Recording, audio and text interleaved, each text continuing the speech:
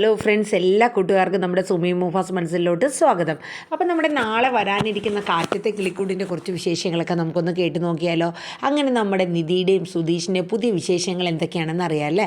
അപ്പോൾ നമ്മുടെ വീഡിയോസൊക്കെ നിങ്ങൾക്ക് കേൾക്കാൻ ഇഷ്ടമാണെങ്കിൽ ഒന്ന് ലൈക്ക് ചെയ്യാനും ഹൈപ്പ് ചെയ്യാനും മറന്നു പോവല്ലേ. ഒപ്പം തന്നെ നമ്മുടെ ചാനൽ ആദ്യമായിട്ടാണ് കാണുന്നതെങ്കിൽ ഒന്ന് സബ്സ്ക്രൈബ് ചെയ്തുകൂടെ സപ്പോർട്ട് ചെയ്യണം.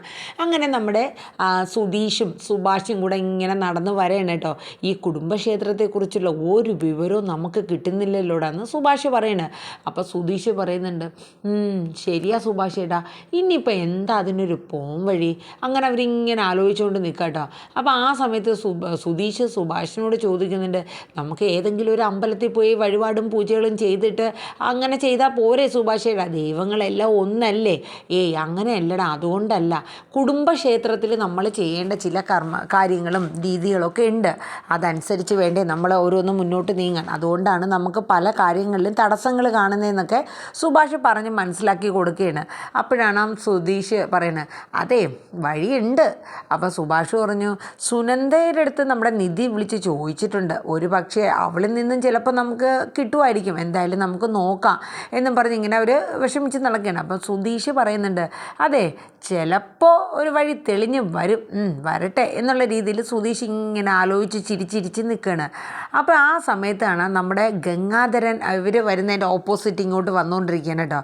അപ്പോൾ സുധീഷിൻ്റെ മനസ്സിൽ സുധീഷ് തേടിയ വള്ളി കാലി ചുറ്റി, ഇപ്പോൾ വിളിക്കുമായിരിക്കും സുഭാഷ് ചേട്ടനെ. അങ്ങനെ സുധീഷ് കാൽക്കുലേറ്റ് ചെയ്ത് ഇങ്ങനെ മുന്നോട്ട് സുഭാഷും കൂടെ നടക്കുകയാണേ. അപ്പം ഗംഗാധരൻ ഇങ്ങനെ ഇവരെ പാസ് ചെയ്ത് അങ്ങോട്ട് കടന്ന് ഒരു 2 അടി വെച്ച് കഴിഞ്ഞിട്ട്, എടാ സുഭാഷേ എന്നിങ്ങനെ വിളിക്കുകയാണ്. വിളിച്ചു സുധീഷ് പറഞ്ഞു. അപ്പോഴേക്കും സുഭാഷ് സൈക്കിളും കൊണ്ട് പതുക്കെ പെട്ടെന്ന് തന്നെ ഗംഗാധരൻ്റെ അടുത്തോട്ട് ഓടിച്ചില്ലേനെ കേട്ടോ. അല്ല അമ്മാവൻ വിളിച്ചായിരുന്നോ? ഞാൻ വിളിച്ചു.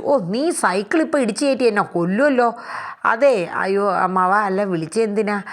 ഞാൻ വിളിച്ചത് വേറൊന്നുമല്ല, നിന്നോട് എനിക്കൊരു ചെറിയ ഒരു സ്നേഹമൊക്കെ ഉണ്ടെന്നുള്ളത് സത്യം തന്നെ. പക്ഷേ എന്ന് കരുതി നീയും ഞങ്ങളും കുടുംബക്കാർ തമ്മിൽ ഒന്നിക്കാനൊന്നും പോണില്ല. അപ്പോൾ നീ ഇന്ന് രാവിലെ എന്നോട് ചോദിച്ചല്ലോ കുടുംബക്ഷേത്രം എവിടെയാന്ന്.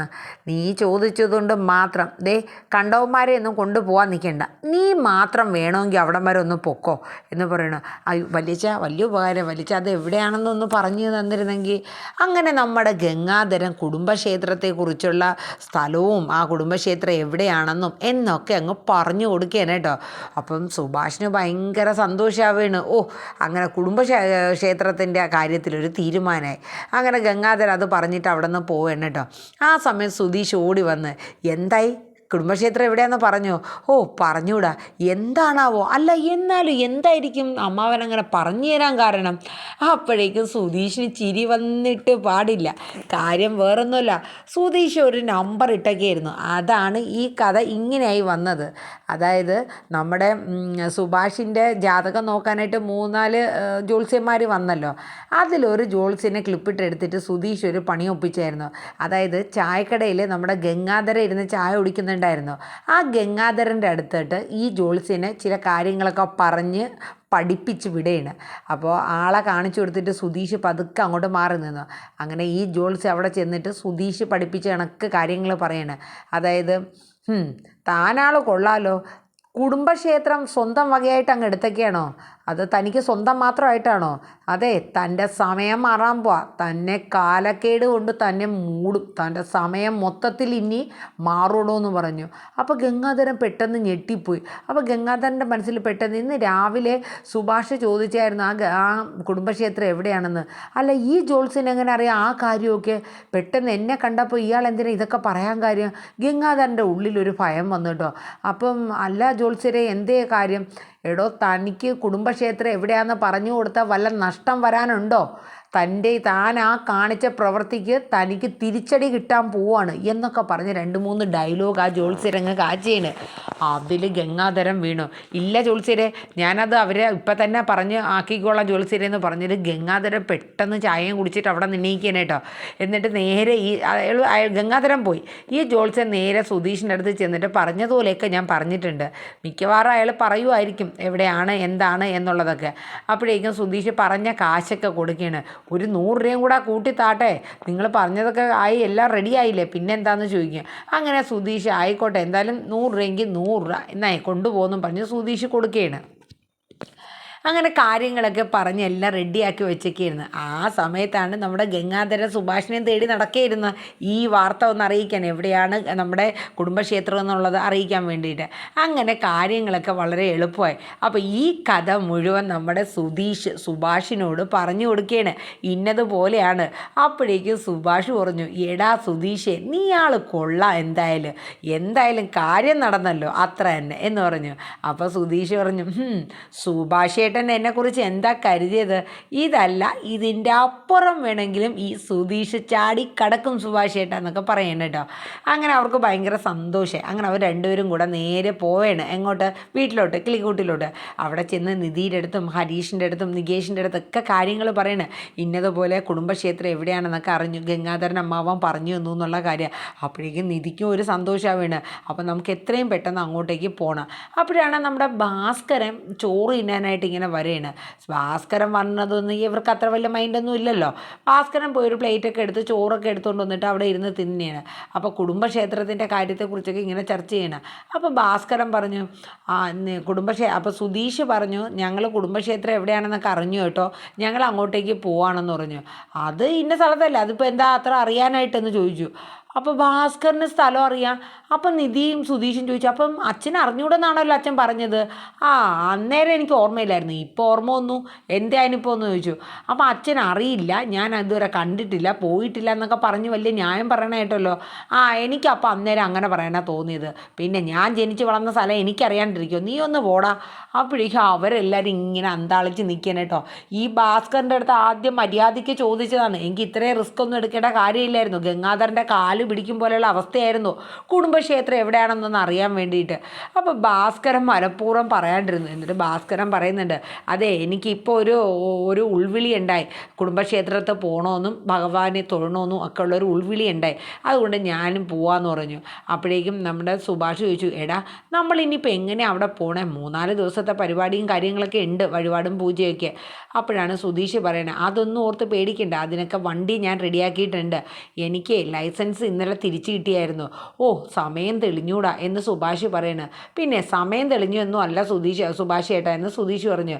എൻ്റെ 1 മാസത്തെ കാലാവധി കഴിഞ്ഞു, 1 മാസമല്ലേ സ്റ്റേഷനിൽ പിടിച്ചു വെക്കുമെന്ന് പറഞ്ഞത്, അത് കഴിഞ്ഞപ്പോൾ ഇന്നലെ തന്നു, എന്തായാലും എല്ലാം ശുഭമായി വരട്ടെ. അങ്ങനെ പോകാനുള്ള തയ്യാറെടുപ്പും കാര്യങ്ങളൊക്കെയാണ് കേട്ടോ. അപ്പോൾ എല്ലാവർക്കും ഒരു സന്തോഷമൊക്കെ ആവേണ്. ആ സമയത്താണ് നമ്മുടെ സുഭാഷ് ചോദിക്കുന്നത്, അല്ല നമ്മളെ ചാന്ദിനീനെ നമ്മളിനി എന്ത് ചെയ്യും? അപ്പം നിധി പറയും, അയ്യോ ആ കാര്യം മറന്നുപോയല്ലോ, നമുക്കിവിടെ നിർത്തിയിട്ട് പോയാൽ പറ്റില്ല, അപ്പോൾ ഇനി എന്താ ചെയ്യുക? അങ്ങനെയാണ് സുഭാഷൊക്കെ ആലോചിച്ചിട്ട് പറയുന്നത്, ഒരു കാര്യം ചെയ്യുക, ചാന്ദിനിയോട് ചോദിച്ചു നോക്കാം, നമ്മുടെ കൂടെ വരുന്നുണ്ടെങ്കിൽ ചാന്ദിനിയും കൂടെ കൊണ്ടുപോകാം എന്നിങ്ങനെ തീരുമാനിക്കണം. അങ്ങനെ നിധി ചെന്ന് ചോദിക്കുകയാണ്. അപ്പോൾ ചാന്ദിനി പറഞ്ഞു, ഞാനും വരാം എന്ന രീതിയിൽ ചാന്ദിനി സന്തോഷത്തോടെ വരാമെന്നുള്ള തീരുമാനം എടുക്കുകയാണ്. അത് കേട്ടപ്പോൾ പിന്നെ എല്ലാവർക്കും ഓക്കെ, ഇനി ചാന്ദിനിയുടെ ഒരു കാര്യം ഓർത്ത് സങ്കടപ്പെടണ്ടല്ലോ എന്നുള്ളതിൽ. അത് കഴിഞ്ഞിട്ട് പിന്നീട് കാണിക്കുന്ന സീനെന്ന് പറയുന്നത്, നമ്മുടെ ഹരീഷ് നമ്മുടെ നീതുവിനെ വിളിച്ച് കാര്യങ്ങളൊക്കെ പറയണം, ഞങ്ങൾ ഇന്നതുപോലെ ഞങ്ങളുടെ കുറച്ച് സമയത്തിൻ്റെ ഇതൊക്കെ ഒന്ന് മാറാനായിട്ട് കുടുംബക്ഷേത്രത്തിലോട്ടൊന്നും പോവുകയാണ്, 2-3 ദിവസത്തെ വഴിപാടും കാര്യങ്ങളൊക്കെ ഉണ്ട് നീതു, അപ്പോൾ ഞാൻ പോവുകയാണെന്ന് പറഞ്ഞു. നമ്മുടെയും കൂടെ കല്യാണം കഴിഞ്ഞിരുന്നെങ്കിൽ ഹരീഷ് ചേട്ടാ എനിക്കും വരായിരുന്നു അല്ലേ എന്ന് പറഞ്ഞു. അപ്പോൾ പറഞ്ഞു, അതൊക്കെ ശരിയാക്കാം. അപ്പോൾ ചാന്ദിനി പോണ കാര്യങ്ങളും ഒക്കെ ഹരീഷ് പറയണം.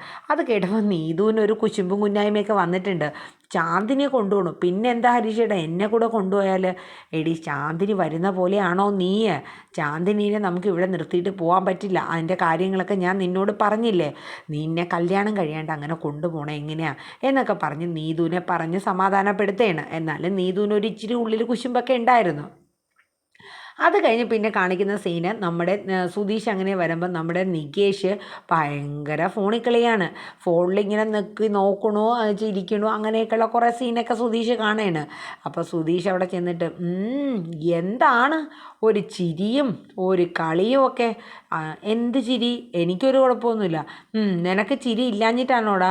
നീ ആരെയാടാ ഫോണിൽ നോക്കിക്കൊണ്ടിരുന്നത്? ഏതോ ഒരു പെൺകുട്ടിയെ നോക്കിക്കൊണ്ടിരിക്കുന്നു എന്നുള്ള കാര്യം എനിക്ക് ഉറപ്പാണ്. നീ ആരെയാടാ നോക്കിയെന്നൊക്കെ ഇങ്ങനെ നമ്മുടെ നികേഷിനോട് സുധീഷ് ചോദിക്കുന്നു. ഞാൻ ആരെയും നോക്കിയില്ല, ഞാൻ ചുമ്മാ ഫോണിൽ നോക്കിയതാ. നീ ചുമ്മാതെ നോക്കിയൊന്നുമല്ല, എനിക്കറിഞ്ഞൂടെ എന്തോ ചുറ്റിക്കളിയും കാര്യങ്ങളൊക്കെ ഉണ്ട്. സത്യമായിട്ടും ഇല്ല സുധീഷ് ചേട്ടാന്ന്, ഞാൻ ചുമ്മാ ഇങ്ങനെ ഓരോരുത്തരെ നോക്കിക്കൊണ്ടിരുന്നതാ എന്നൊക്കെ പറഞ്ഞു. ഏതോ പെൺകുട്ടിയെ നീ വളയ്ക്കനുണ്ട് ഇല്ലേടാ, സത്യം പറ. അപ്പോൾ ഈ സമയത്ത് നമ്മുടെ നീതു അങ്ങോട്ട് വരെയാണ്. സോറി, നീതു അല്ല, നമ്മുടെ നീതു എന്ന് എപ്പോഴും പേര് വരത്തുള്ളൂ. എനിക്ക് മിക്ക പരമ്പരകളിലും പ്രൊമോ പറയുമ്പോൾ ഈ പേര് മാറുന്നുണ്ട് കേട്ടോ. എൻ്റെ ഒരു കോൺഫിഡൻറ്റ് അല്ല, എൻ്റെ ഒരു എന്ന് വെച്ചാൽ എന്താ പറയുക, ഒരു സ്പീഡൊക്കെ കൂടി പോകുന്നത് കൊണ്ടാണോ എന്തോ പേര് മാറിപ്പോണ്ട്, നിങ്ങളൊന്ന് ക്ഷമിച്ചേക്കണം കേട്ടോ.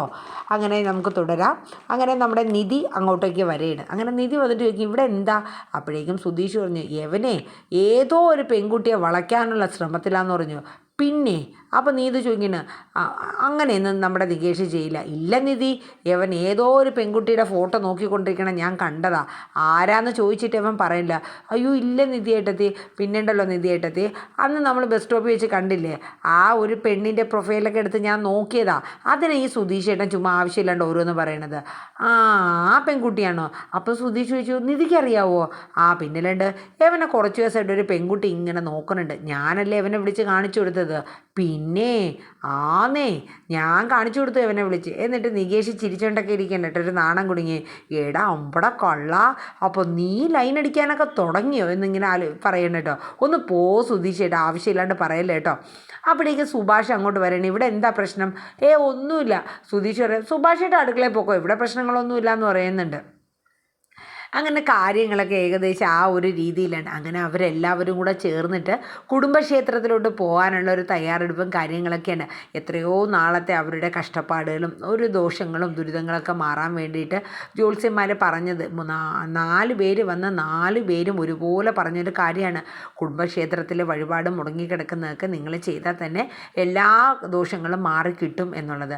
അങ്ങനെ അതിലേക്കുള്ളൊരു തയ്യാറെടുപ്പാണ് ഇനി വരുന്ന എപ്പിസോഡുകളിൽ കാണിക്കുന്നത്. അപ്പോൾ എന്തായാലും നാളത്തെ പ്രൊമോ ഇവിടെ വൈൻഡപ്പ് ആവുകയാണ്. എല്ലാവരും നമ്മുടെ വീഡിയോ സ്കിപ്പ് അടിക്കാണ്ട് കേട്ടിട്ട് ഇഷ്ടപ്പെട്ട് കഴിഞ്ഞാൽ ഒന്ന് ലൈക്ക് ചെയ്യാനും ഹൈപ്പ് ചെയ്യാനും ശ്രമിക്കണേ. അതോടൊപ്പം തന്നെ നമ്മുടെ ഈ ചാനൽ സുമി മുഫാസ് മനസ്സിൽ എന്ന ചാനലിൽ നമ്മുടെ 3 പരമ്പരകൾ വരുന്നുണ്ട്.